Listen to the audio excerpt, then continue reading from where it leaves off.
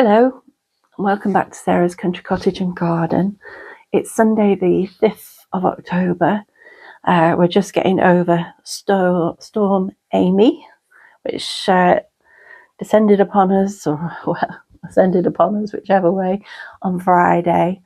And I've been ill for the last few days. So anyway, at least with having a storm, I couldn't get in the garden anyway, so no point feeling guilty when I'm feeling ill. And I'm thinking, I need to be outside gardening. I can't anyway. So yes, I think I've been run down for the last couple of weeks, and I've got a cold sore and makeup free. I know I look a mess, baggy eyes.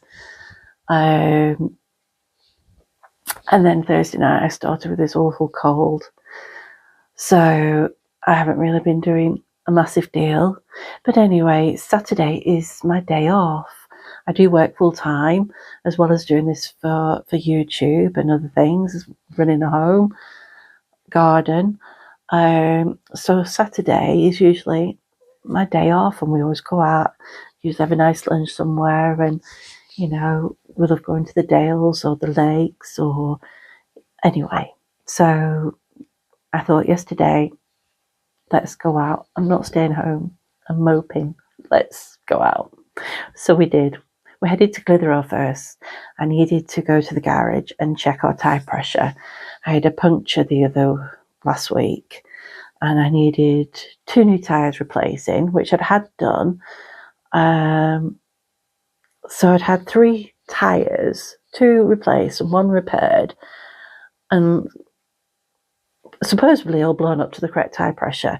But then last Friday, the light came on. So anyway, we were out went over to my parents. My dad checked it all, set it all to the right pressure.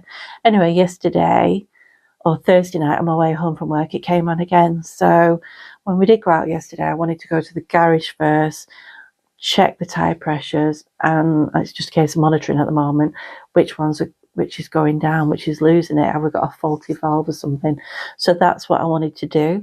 Then while we were out at Clitheroe, I thought, let's go and have a quick look at Shackleton's.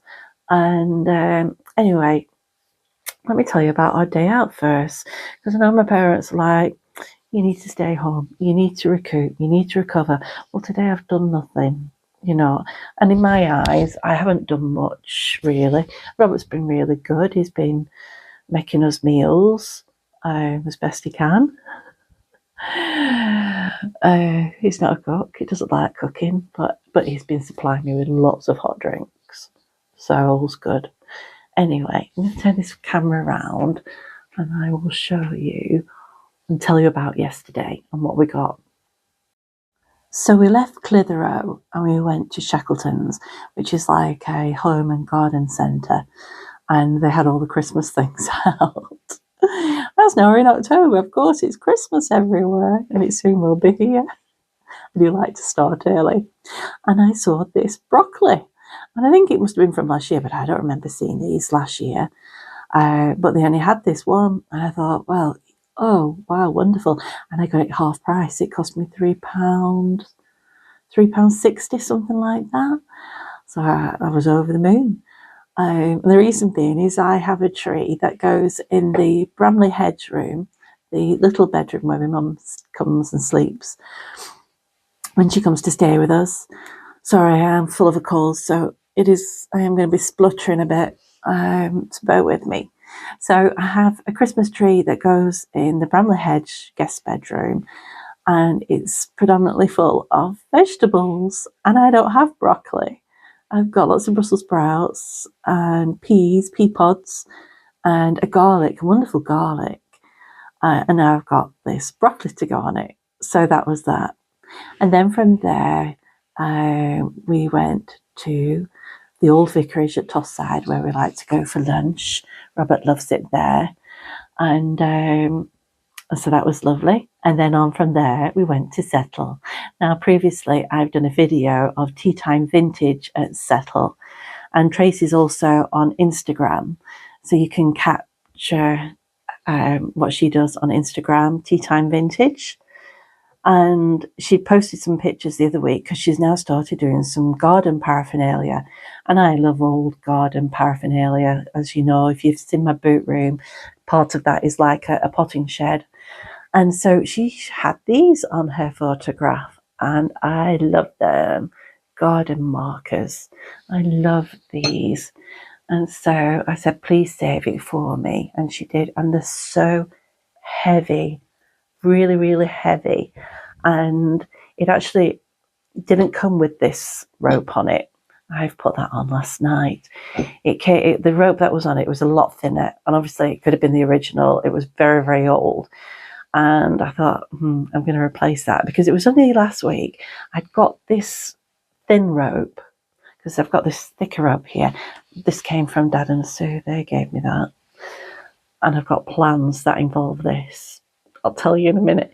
And that's what this was originally for. Okay, let me go forward a step. So basically, I love bee skeps. This is a pottery bee skep that I got years ago from the Burford Garden Company. And I want to make my own. And traditionally, they're made from straw, aren't they? Kind of like doing lengths of straw and wrapping them round and then doing coils to create a bee skep. And I thought this would look a great, it saves me having to weave lots of straw together, which I don't fancy doing.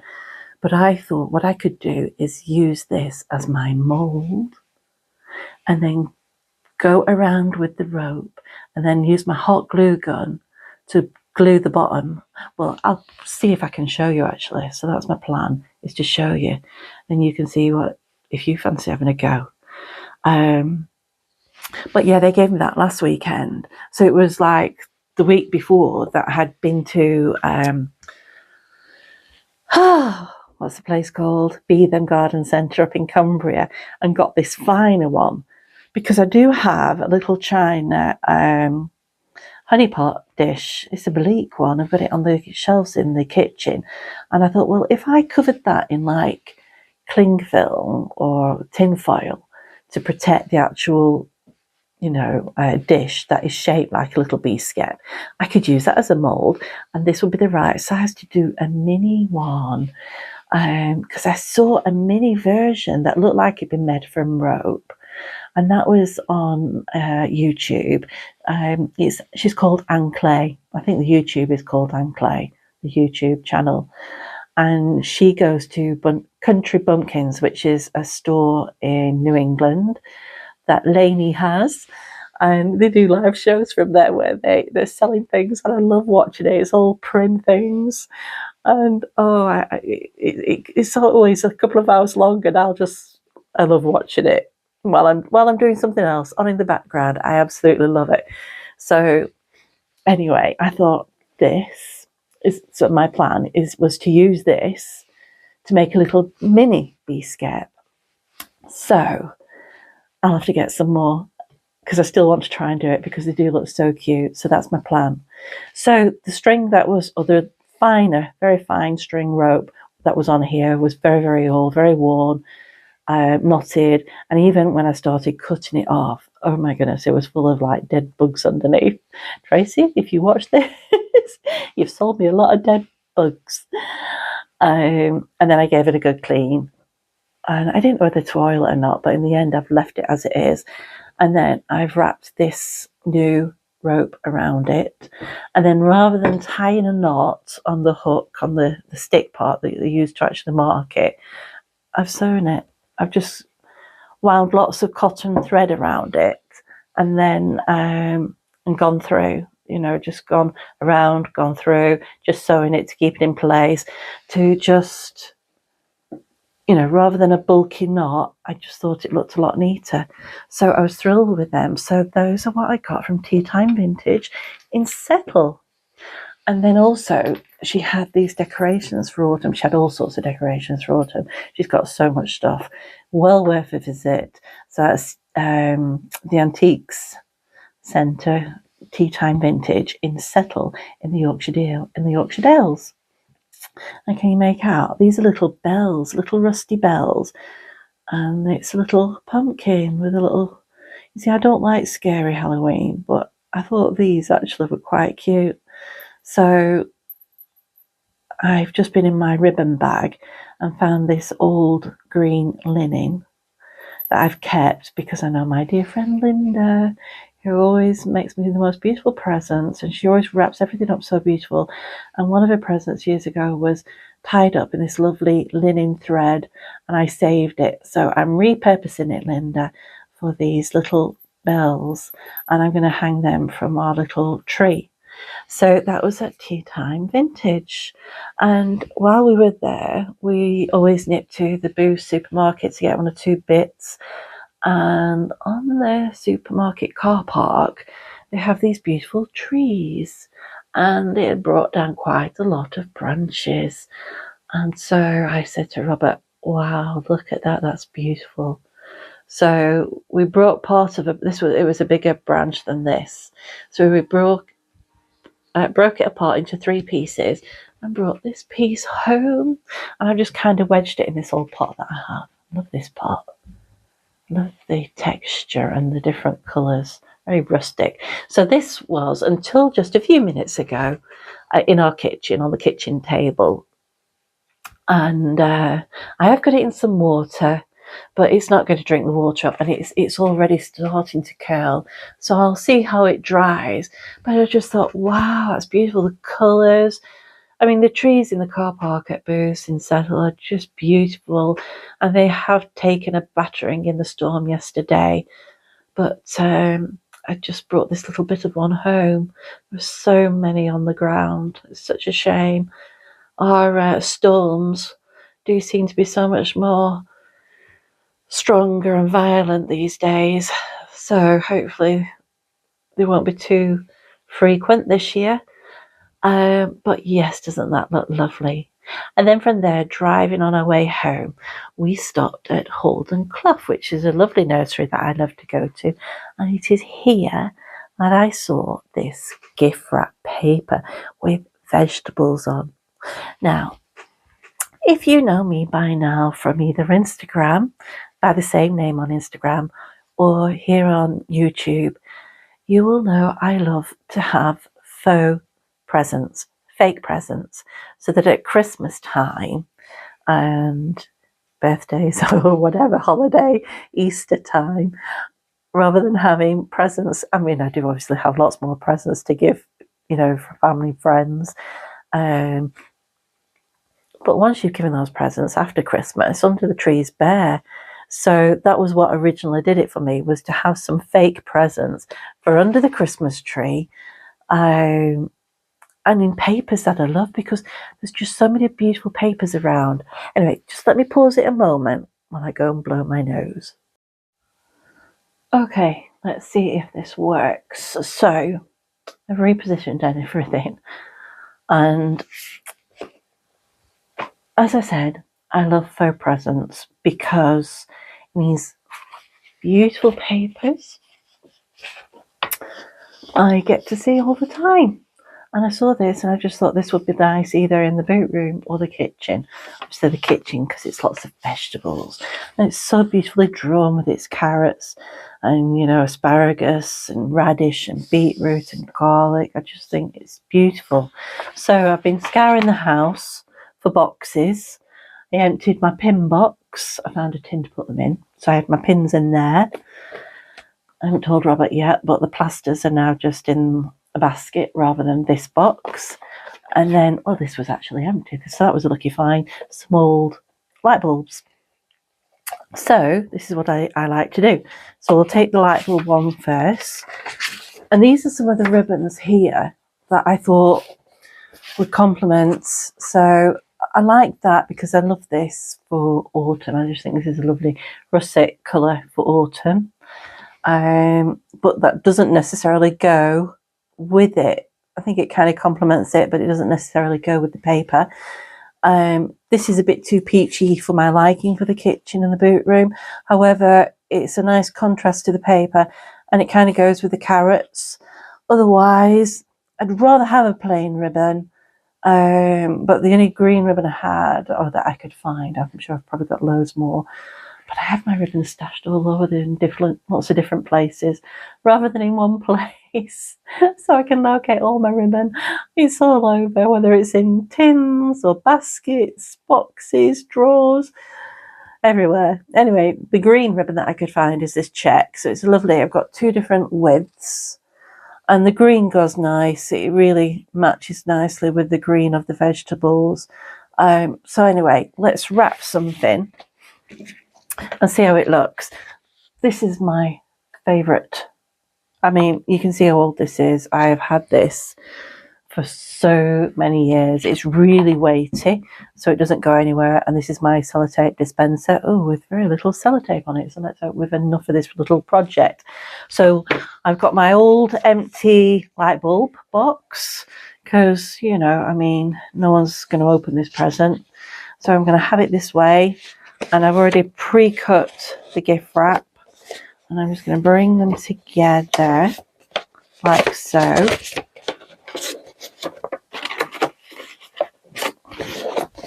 And just give it a little pinch crease here on the edge so it kind of holds in place and looks neater. And then tape it down. I'm not sure how this tape is going to be for holding in place.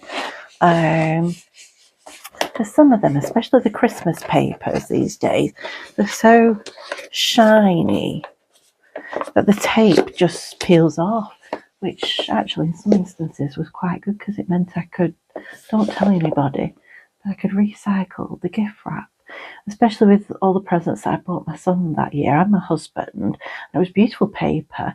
So they undid their presents and the sellotape peeled right off. Well, I could reuse it the following year. let's do my bit for the environment. So anyway, tape that end up, and then so push down the middle, push the edges, crease it up. This side, push it down here, push it down there, push that over, and I want this side to come up. This is where the join is underneath. So ideally, I want that flap to come down towards there so that we have the top. Oh, it is one of those that doesn't stick very well. But nonetheless, we're going to have ribbon now, and the ribbon will hold the paper in place. So what it means is that on top, we've got a nice, neat, underneath is where we've got the join on either end, but we're going to cover that with some ribbon. And the question is, what ribbon's going to look nicest? Well, that's quite nice actually, doesn't it? Or the fine green. Oh, look at that. Now if I had time, wouldn't it be nice, you make that out, to do the 2?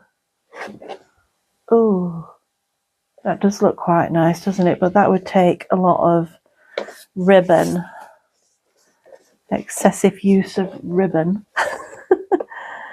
So, yeah, do I want to go for the green? Do I want to use different ones? Well, let's use the peach for this one right now. I'm going to go that way first to hold it together. So basically, my parcel is upside down with the flap here. I've pulled my ribbon through and over, and I need to allow enough ribbon to go all the way around and give a nice generous bow. So I've pulled it together in the middle. I'm holding it together with my fingers, and what I need to know is that's going to go around there, and is there then enough? And I'm trying to gather it up to see, have I got enough there to create a bow? No, I don't. So go back and let's just pull that round a bit more to give myself a bit more ribbon. Okay, so I'm pinching it again there, pulling it round, and now will I have enough to do a bow? That should be plenty. That should be plenty. So basically what I want to do, can you see what I'm doing okay there? Okie dokie. what I need to do, I've just twisted it round. Okay, so we want to tie just one basic knot like that. Just pushing it down with a finger so it's flat. We're going to turn it over. I'm holding the ribbons, keeping it together so it's nice and tight. And this end, well, what I'm going to do now, oh, you know, I don't think I've got my ribbon scissors here. And these scissors that I've got handy will not cut through this nice ribbon.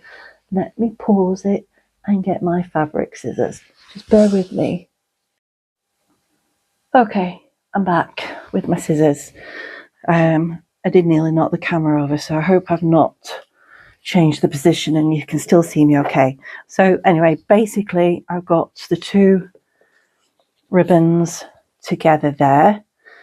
I'm just pulling the ends together, and that's where I'm going to cut off the other ribbon, and I can just thread it through.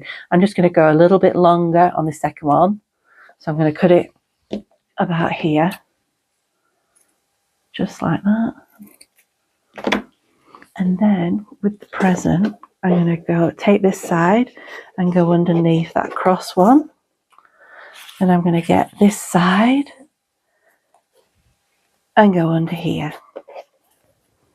So we've got our piece of ribbon. I'm going to tie it in a bow like so.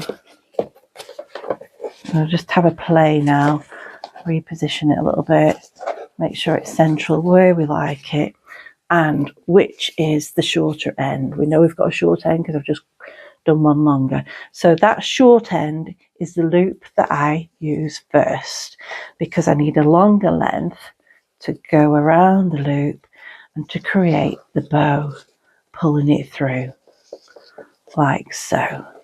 And there you have your bow. And if your bow's uneven, all you have to do is pinch the knot and pull those ends. Okay, while you're pinching that knot, it's not getting slacker.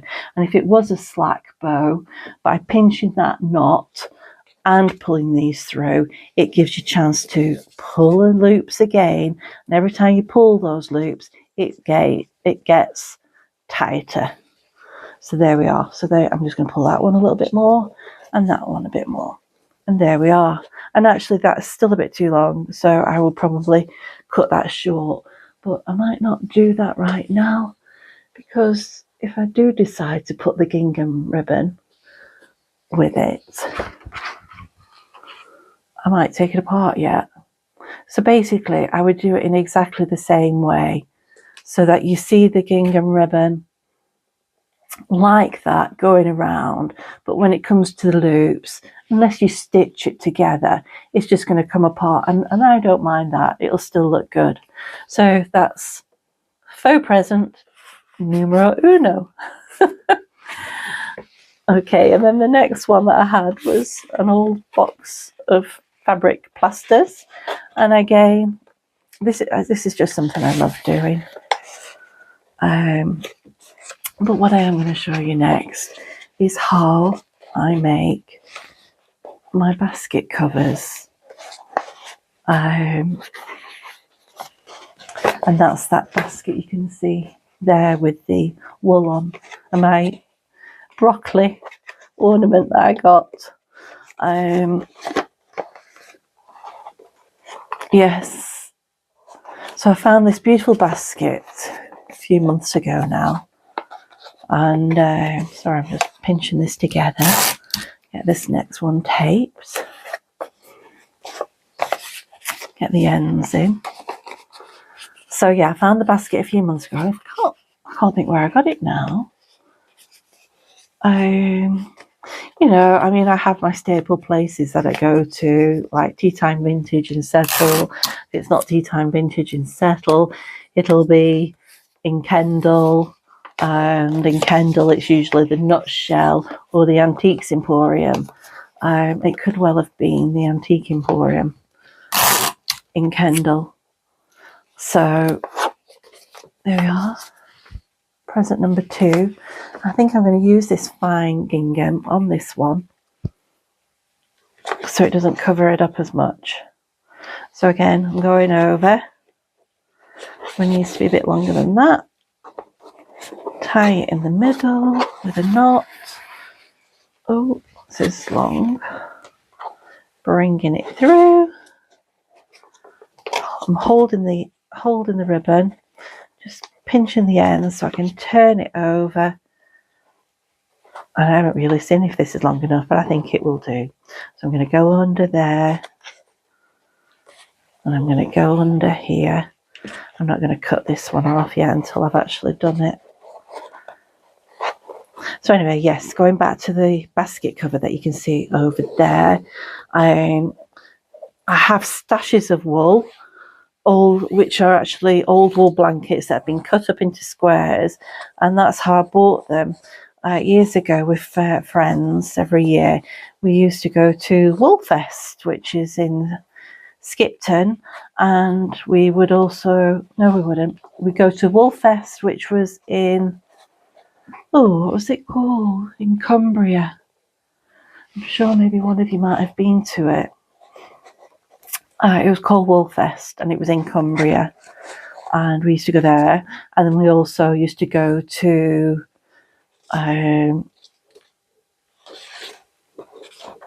Yarndale, which is in Skipton in the Yorkshire Dales, and there was a lady who sold old sewing paraphernalia and wool knitting, and you know just all sorts of paraphernalia to do with wool crafts, I suppose, and sewing crafts. And she'd cut up the blankets and she sold them like this in bundles, and I just love them like that. So I had a few of those. And then when I've looked out at charity shops myself and seen old wool blankets, I found a lovely old cream one in an Oxfam once, and I used that. And sorry, I'm just trying to get this bow right.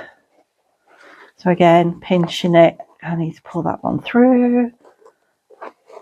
It's just faffing till you get the bow how you look, and then you can cut the ends off. And that one needs cutting, so it's just on a nice angle.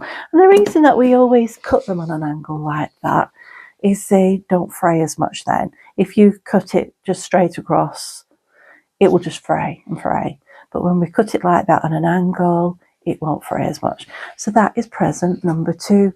And I love these presents in a basket. You know, I've got several baskets of faux presents. So just bear with me while I just going to blow my nose again, because I am still full of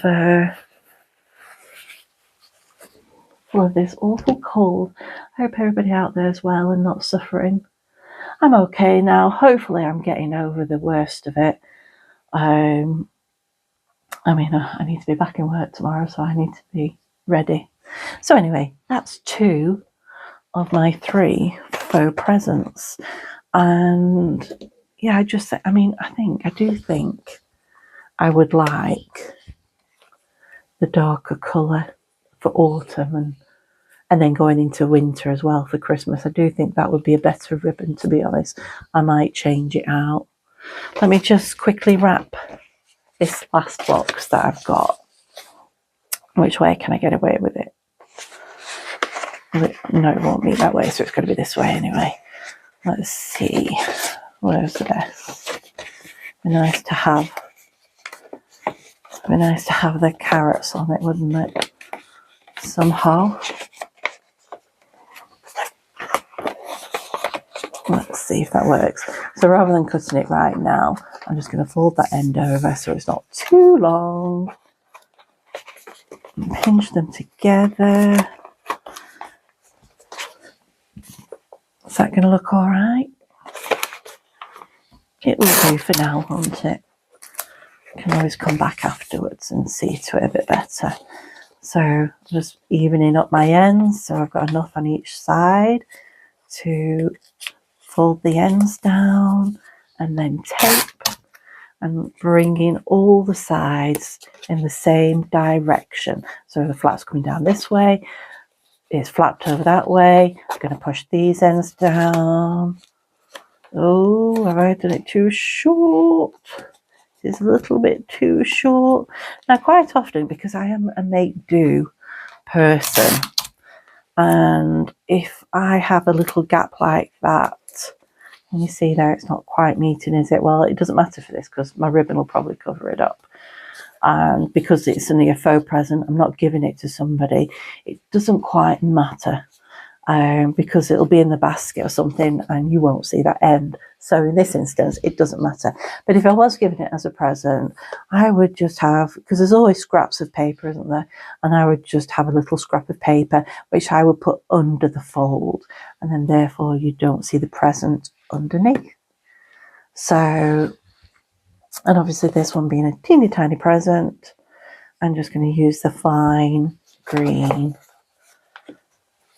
ribbon. I'm just going to quickly make sure that I use, how long is this one? Can't be that long, can it? Maybe a bit too long. So anyway, going back to my basket that you can see over there with the broccoli on it. So this is the basket where I'm going to show you how to make a cover. So I'm going to take you through the first steps, and whether I make it as a 2-part video, whether I start it today or whether I finish this video, maybe post it on a Thursday so that you're not waiting too long for the basket, because this basket being orange and autumn, I'm thinking pumpkins, obviously. I'm very much feeling autumn right now, and I'm very much feeling my pumpkins. I'm not going to cut that yet. I'm just going to let me thread this under here.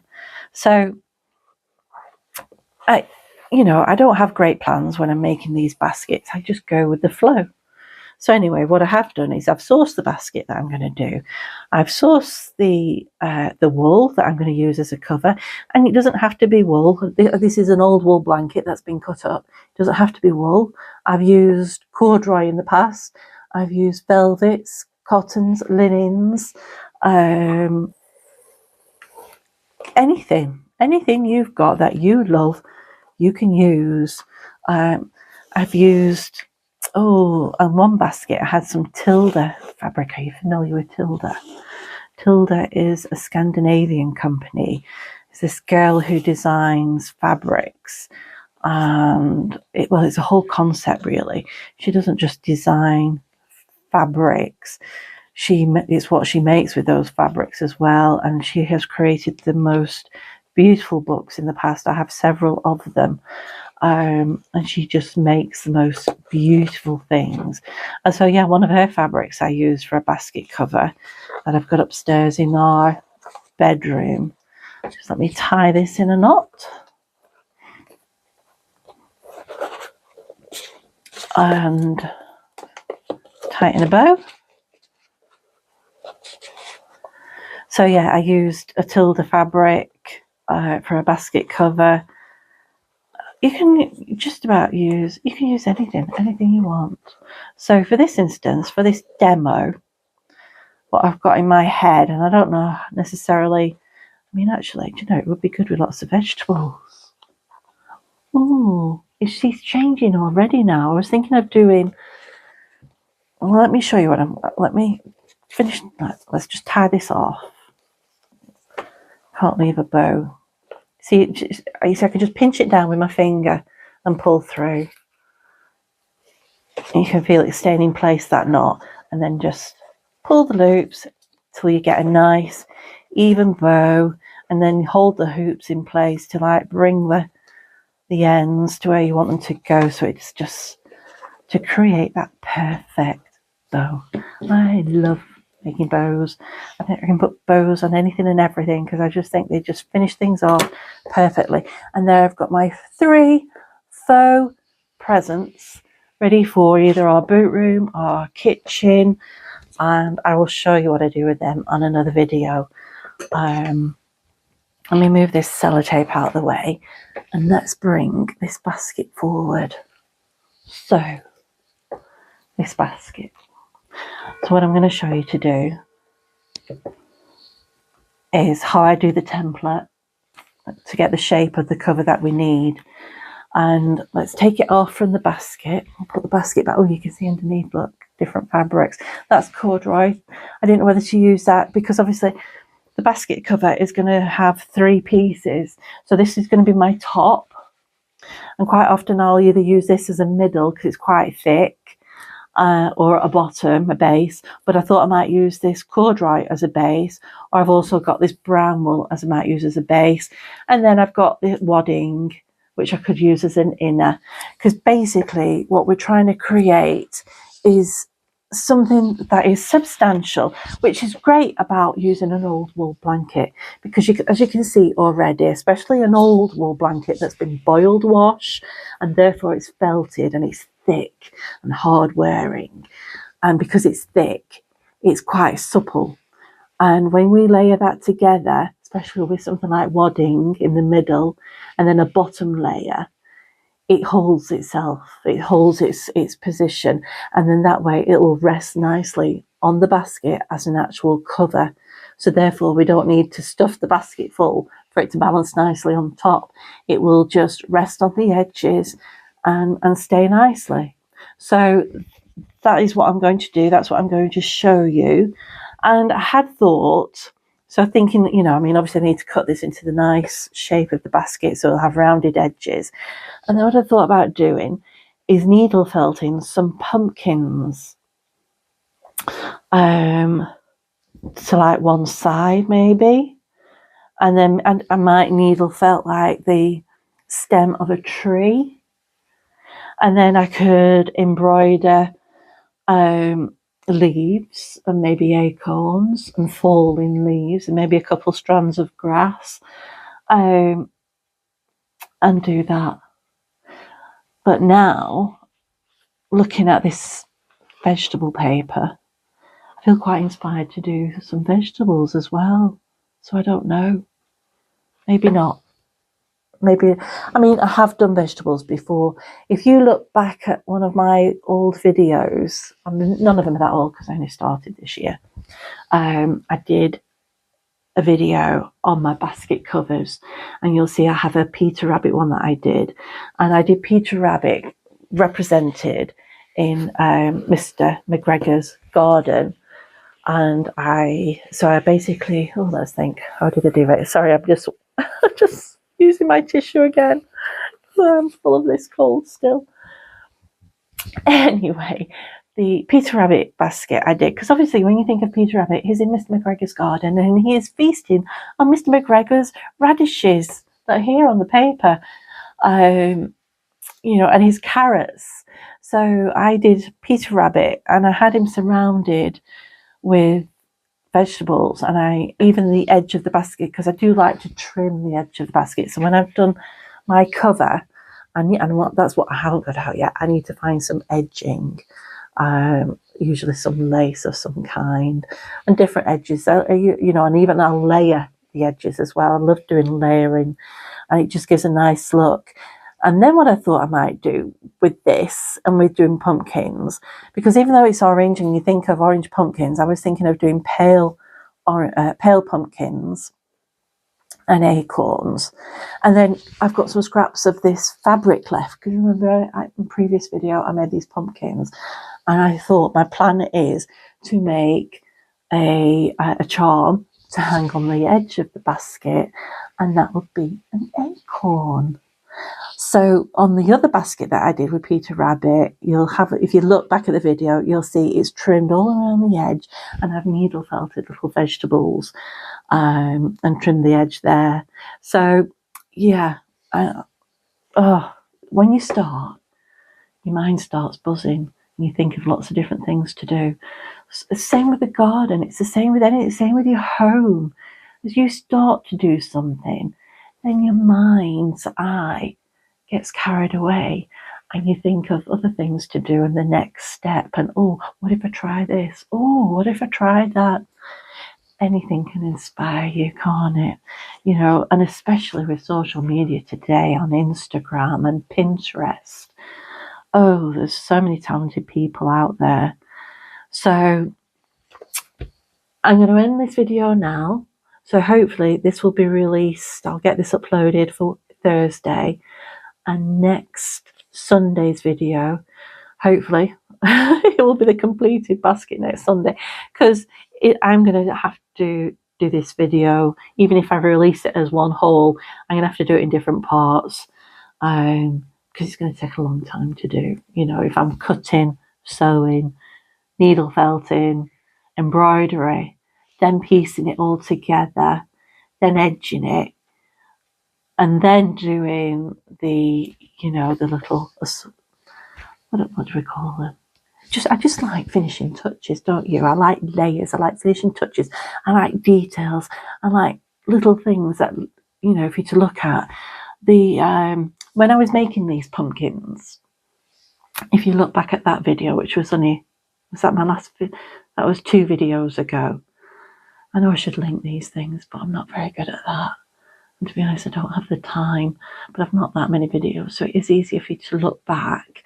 But where I was sat, and I did show you the video, and that video, the table, and I love that one, even if I do say so myself. I do particularly like that basket and the basket cover. It's red velvet, and the little trim on the side that I did, well, it's got lots of layers of lace, different colours and beads, which really weighted it down.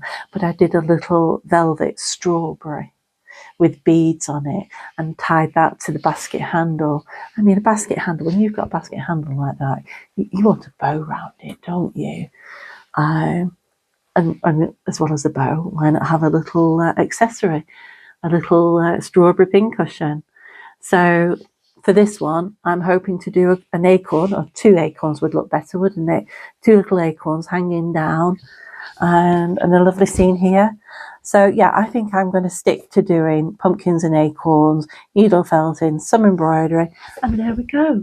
So I hope this hasn't gone on too long, and I will see you, hopefully, fingers crossed, all being well with everybody. We'll be here on Sunday for the basket cover.